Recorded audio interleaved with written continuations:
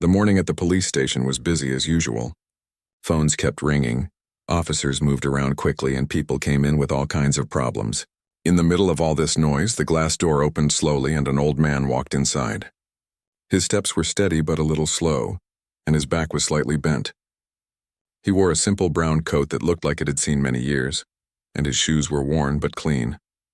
His gray hair was combed neatly, and his eyes carried a kind of calmness that only age and experience can bring. Yet to the young officers sitting near the front desk, he looked like just another elderly man who had perhaps wandered in by mistake. The old man paused near the desk, waiting politely to be noticed. He didn't raise his voice or wave his arms like many visitors did when they wanted quick attention. Instead, he stood patiently, holding a small leather case in one hand as if he knew his turn would come. But patience was not something the younger officers valued much. They noticed him standing there and shared quiet smiles among themselves. To them, he looked harmless, even a little out of place in the noisy station. Finally, the old man cleared his throat softly and spoke. "Excuse me, son. Could I speak with the station chief, please?" The officer behind the desk was a young man, not more than 25. He raised his eyebrows and looked the old man up and down. "The chief? Do you have an appointment, sir?" His tone carried a slight hint of amusement, as if he doubted the old man had any real reason to see someone so important. The old man shook his head gently. "No appointment, but it is important. I need just a few minutes of his time." Another officer sitting nearby leaned back in his chair and chuckled. "Important, huh? Maybe you lost your cane in the market or someone stole your chickens?" His joke brought a few laughs from others sitting around. The old man didn't reply to the mockery. He simply stood there, his hands folded calmly in front of him. As the laughter spread softly around the room, a few other people waiting for their own turn at the station glanced at the old man. Some looked curious, others looked a little sorry that he was being treated that way. But the old man himself didn't seem embarrassed. His face remained calm, and his eyes were steady, as if he had seen far worse in his lifetime. The young officer at the desk tried again, this time with a tone that was more dismissive. "Sir, the chief is a very busy man. He can't meet everyone who walks in without an appointment. Why don't you tell me what your problem is and I'll see if I can help you?" The old man's lips curved slightly into the smallest smile, but his voice stayed firm. "Young man, it is not a problem for you to solve. It is a matter for the chief himself. Please let him know an old colleague is here to see him." The word colleague made the young officer blink in surprise. A colleague? This frail man with shaky hands and a bent back? He looked too old, too simple to have ever worked in the tough and demanding world of police service. The officer leaned forward, clearly doubtful. "Colleague? You mean you used to work here?" The old man nodded once. "Yes, a long time ago." At this, another group of officers at a nearby table burst out laughing. One of them, barely older than the rest, spoke with sarcasm. "Oh sure, Grandpa. Maybe you were the chief himself, right? Or maybe you arrested bandits with nothing but your walking stick." The laughter grew louder, and even the young man at the desk couldn't stop a smile from escaping his lips. The old man stayed silent through it all. His calmness in the middle of their laughter only seemed to make them laugh more, as if they thought he truly was just a confused elder who had lost his way. Minutes passed like this, with jokes and whispers floating around the station. But the old man didn't move. He didn't get angry and he didn't leave. He stood there as steady as a rock, waiting for the laughter to end. There was something in his posture, something in the way his eyes didn't lose their focus that made a few of the younger ones slowly quiet down. They couldn't explain it, but even though he looked fragile, there was a kind of strength about him that couldn't be ignored. A young rookie officer, who had been in the station only for a few weeks, finally walked closer. He looked kinder than the others, and maybe also more respectful. "Sir," he said carefully, "can you please tell me your name? Maybe I can pass it along to the chief." The old man looked at the rookie, his expression softening just a little. "My name will not matter until I meet him. Just tell him an old friend is here." His voice carried such confidence that the rookie felt unsure whether to argue. The rookie glanced back at his seniors, who shook their heads, still smiling. They thought the old man was just wasting everyone's time. But the rookie felt there was something different in the way the old man spoke. It was not begging. It was not arrogance either. It was something firm, almost like the man was certain of his right to be there. As the rookie hesitated, The old man finally sighed quietly and reached into his coat pocket. His fingers moved slowly but with purpose, and he pulled out the small leather case he had been holding all along. He placed it on the desk gently without saying a word. The young officer at the desk leaned forward and opened it out of curiosity. His eyes widened, but he quickly closed it again, unsure of what he had just seen. The old man gave him a calm look. "I told you, son. I have business with the chief." The room grew quieter as the young officer struggled with what to do next. The laughter that had filled the air moments ago seemed to fade away, replaced by a strange tension. Something about the old man's calmness and the way he carried himself made even the most doubtful officers shift uncomfortably in their seats. And so, while many in the room still didn't know who he really was, everyone could sense that the old man was not just an ordinary visitor. He was there for a reason, and soon enough they were going to find out. The station that morning was already noisy, but the sound of laughter made it feel even more restless. The old man, who had come in politely and asked for the chief, now stood quietly in the middle of the room while several young officers whispered to each other and let out small laughs.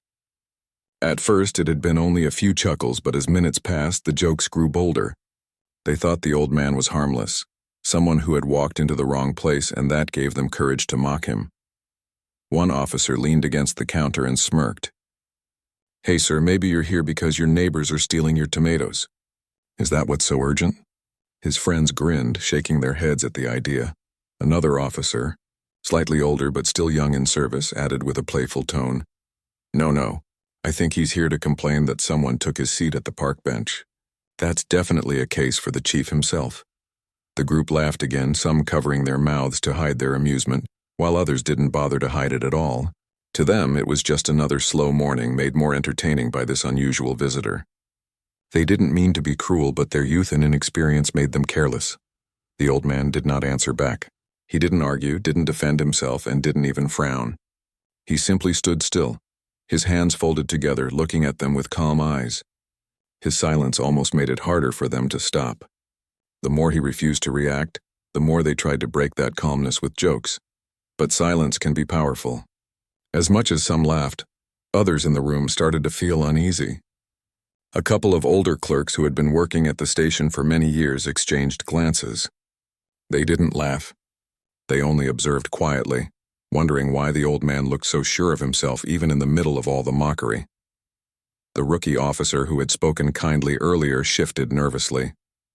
He could see that the old man's stillness wasn't weakness, it was confidence.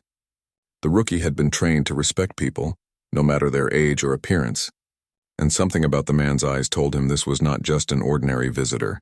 The young officer at the desk tried again, still wearing a smirk. "Sir, listen. The chief doesn't have time to meet everyone who walks in. Why don't you just tell me your problem? I promise I'll write it down for you. Maybe we'll even frame it and put it on the wall." His words made the group of laughing officers roar louder, enjoying the joke. The old man's voice, when it finally came, was low but strong. "Young man," he said evenly, "I told you before, it is not a problem you can solve. It is something for the chief. If you wish, you may laugh, but my purpose will not change." The calmness in his words silenced the rookie again, though the others kept smiling. To them, his tone sounded too serious for the simple figure he appeared to be. They could not imagine that someone so old, with a coat that looked decades old and a pair of tired shoes, could carry any true authority. One officer muttered, half joking and half curious, "Colleague, huh?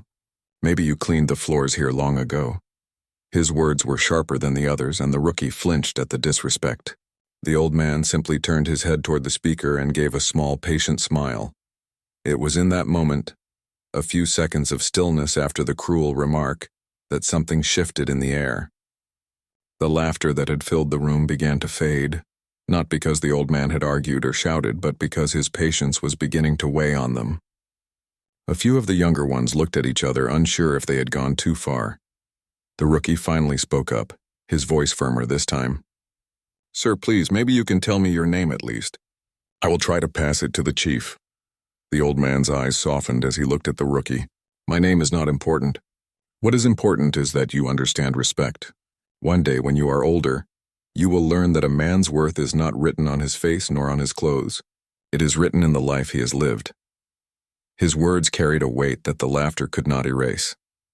The rookie lowered his gaze, embarrassed by the way his fellow officers had treated the visitor. The older clerks at the side also nodded faintly, as if agreeing with the old man's wisdom. Still, the other officers were not ready to give up their amusement. "Big words," one of them whispered. Maybe he was a detective in his dreams. Another officer chuckled softly, but the sound was weaker now, less confident than before. Something about the old man's presence was changing the atmosphere slowly. The old man sighed quietly, as if he had been through scenes like this before. He placed his hand gently over the small leather case he carried. For now, he did not open it. He simply stood there, letting the room grow restless again. Minutes stretched. The young men who had laughed the loudest earlier were now shifting uncomfortably in their seats. The old man's patience was no longer funny. It was unsettling. His silence spoke louder than their jokes, and then, just as the tension grew sharper, the sound of footsteps echoed from the hallway. Someone important was coming closer. The old man didn't move, didn't smile, and didn't frown. He simply waited, knowing the moment was drawing near when all the laughter would turn into silence. That day, the lesson for the young officers had only begun. The police station was still filled with murmurs and quiet laughter, but the air was not the same as before. Something had shifted. The rookie officer who had shown a little respect was still standing close to the old man, unsure of what to do next. The older clerks in the corner had stopped their work for a while, just watching carefully. Everyone waited, wondering what this strange visitor would do next. The old man finally lifted his head and looked straight at the officer sitting behind the desk. His voice was steady without anger, but it carried weight. "I told you already, son, I am not here to report chickens or tomatoes or missing benches. I am here because I have business with the chief. Long ago I worked in this very building. I served just as you are serving now." The room grew a little quiet. His words were spoken so calmly that for a moment, no one dared to laugh. But soon one of the younger officers leaned forward, shaking his head. "You worked here? Come on, old man. Maybe you cleaned the floors. Maybe you brought tea for the officers. But don't stand here and tell us you wore a badge." His tone was sharp, almost mocking, but his words revealed disbelief rather than confidence. The old man turned his gaze toward him and gave a faint smile. "You are quick to decide who a man is without knowing anything about him. That is a dangerous habit." Some of the other officers snorted, trying to hold in their laughter. They whispered among themselves, sharing guesses about who he might be. Some said he was probably just a confused retiree. Others joked that he was there to relive old memories. The rookie, however, was troubled. There was no trembling in the old man's voice, no hesitation in his eyes. His tone carried truth, even if his body looked fragile. Finally, the rookie asked softly, "Sir, if you truly worked here, then why don't I see your name anywhere? The walls in this station carry photographs of retired officers. I've seen many of them." The old man's smile widened just slightly, though it remained gentle. "Son, not every story is written on walls. Some stories live in the streets, in the lives of people we helped, in the quiet corners of justice where no one claps or takes pictures. Not all badges shine in glass cases." The rookie felt his chest tighten at those words. He sensed truth behind them. Meanwhile, the others were still restless. "All right, enough of this mystery," said one officer loudly. "If you truly served here, prove it. Show us something. Anyone can walk in and make claims." The old man didn't react immediately. Instead, he placed his hand on the leather case he carried, gently tapping it with his finger. "All in good time," he said softly. "Patience is something you must learn if you want to serve with honor." That answer only made some of the officers roll their eyes. They were used to quick actions, not slow words. "Patience," one of them whispered, "is for people who have nothing to show." The whisper turned into small laughs again, though weaker than before. Just then, the sound of a heavy door opening in the back echoed through the hall. The station chief, a man in his late 50s with broad shoulders and a serious face, walked out. He carried files under his arm, his brow furrowed from a long morning of meetings. When he saw the small crowd gathered, his voice rang out sharply. "What's going on here? Why is everyone standing around instead of working?" The room fell silent instantly. Chairs squeaked as officers sat up straighter, their laughter cut short. The old man didn't move. He remained calm, his eyes following the chief as he stepped closer. The rookie quickly stepped aside, unsure whether to explain or stay quiet. The young officer at the desk tried to speak. "Chief, this man—" But the words died in his throat when the old man raised his hand gently. The old man's calm voice filled the room again. "It has been many years since we last met, Chief. I wonder if you still remember me." The chief froze, his eyes locking onto the old man's face. For a moment he looked confused, as if his mind was searching through memories buried under years of service. Then slowly, recognition began to shine in his eyes. His grip on the files loosened. "You," the chief whispered, his voice carrying surprise. "It can't be. After all these years?"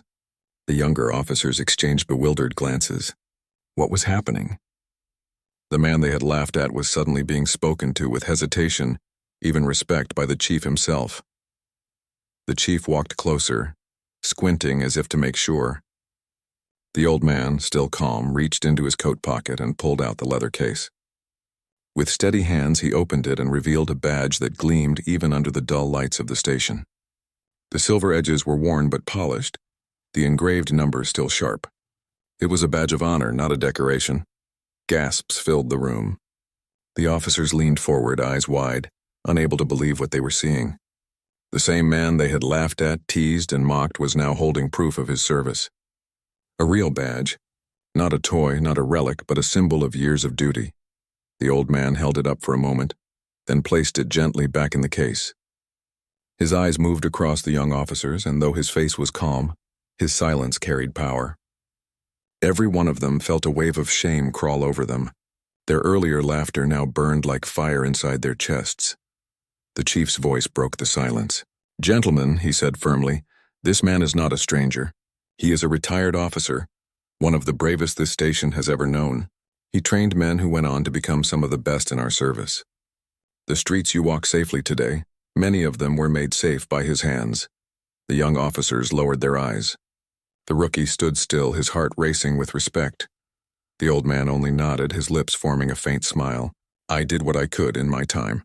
Now it is your turn." The atmosphere of the station was no longer filled with laughter. It was filled with respect, quiet and heavy, as the truth of the old man's past sank into every heart. And in that moment, the lesson was clear. Never judge by what you see on the surface, because every person carries a story you may not know. The silence inside the police station felt heavier than the noise of laughter that had filled it earlier. Every officer who had mocked the old man now kept their eyes low, their faces flushed with embarrassment. A moment ago, they had seen him as a frail visitor who didn't belong there. But the badge he had revealed changed everything.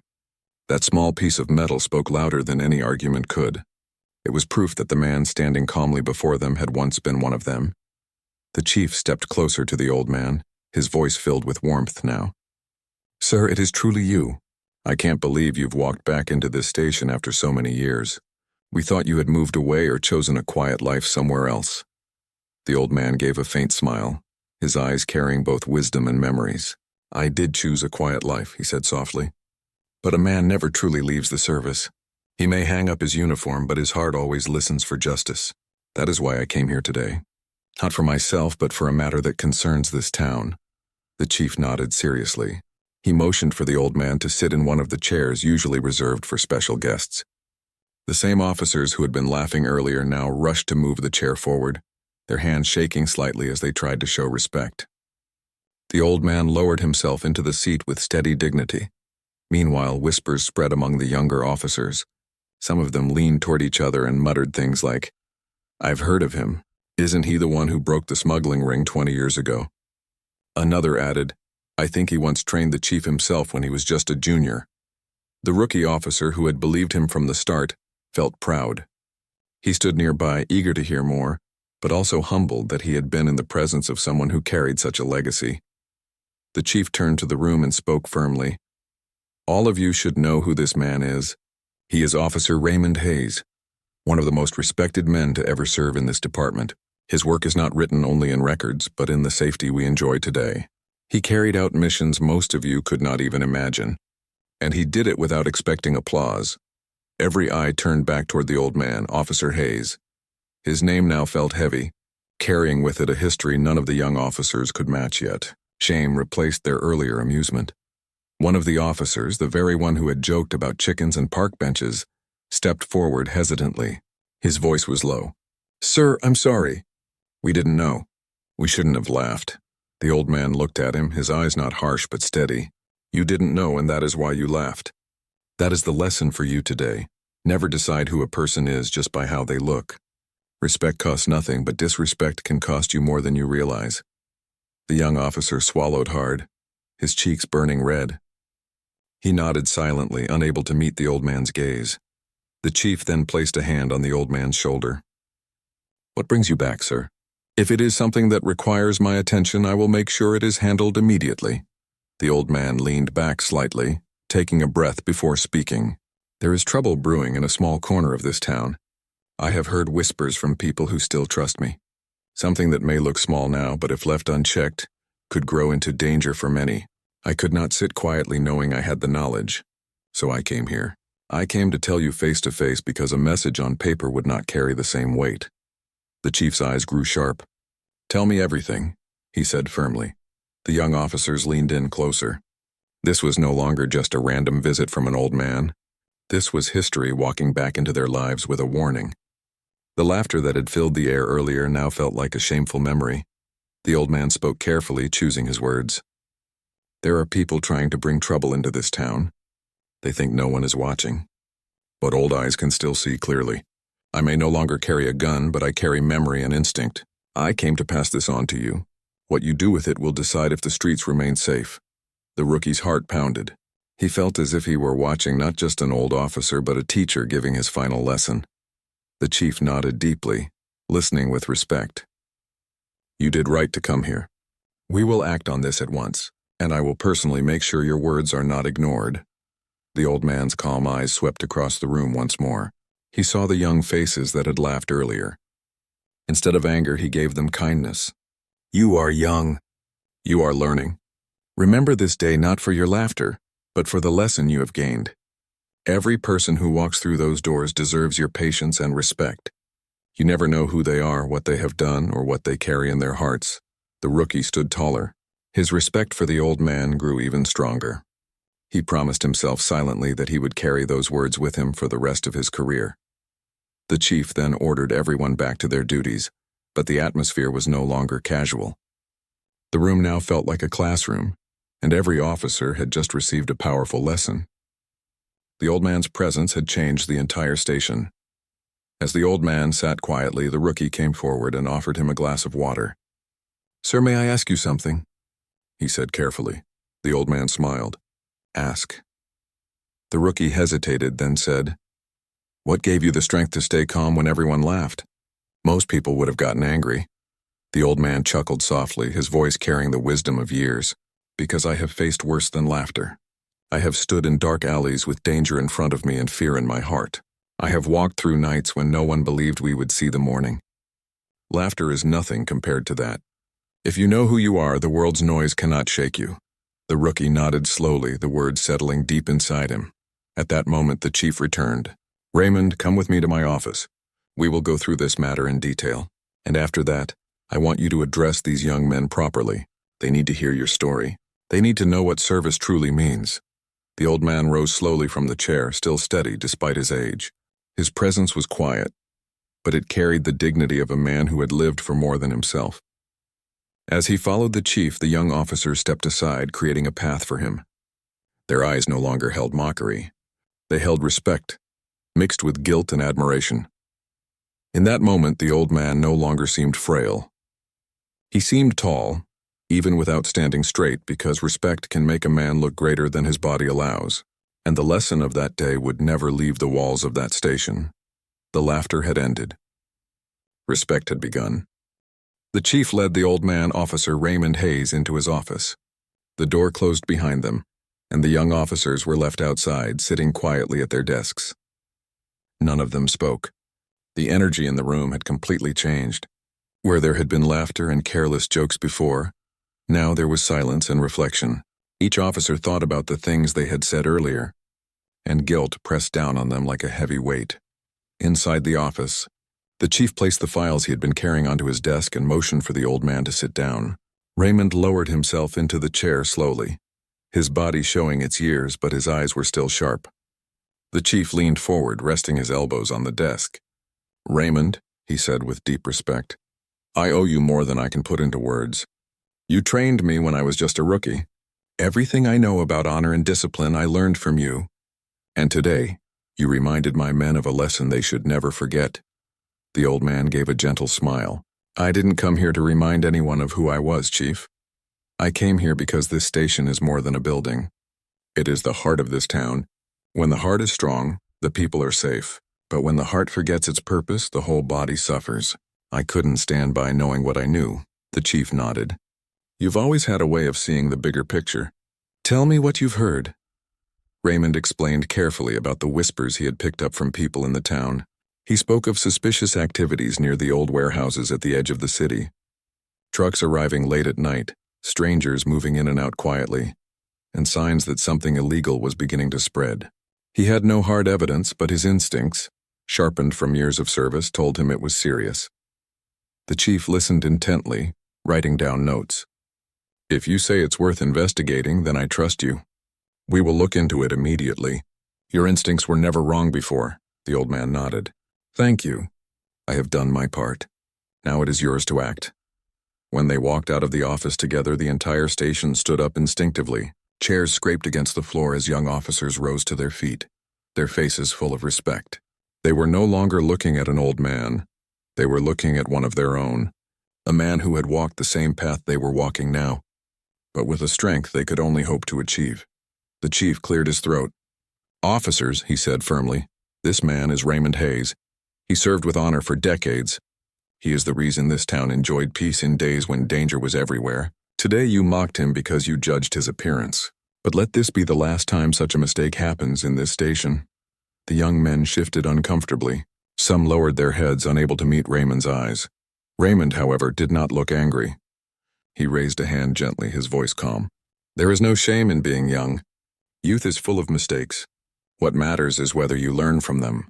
I do not hold anger against you, but I hope you carry this lesson in your hearts. Every person deserves respect. Do not measure people by their clothes, their age, or their face.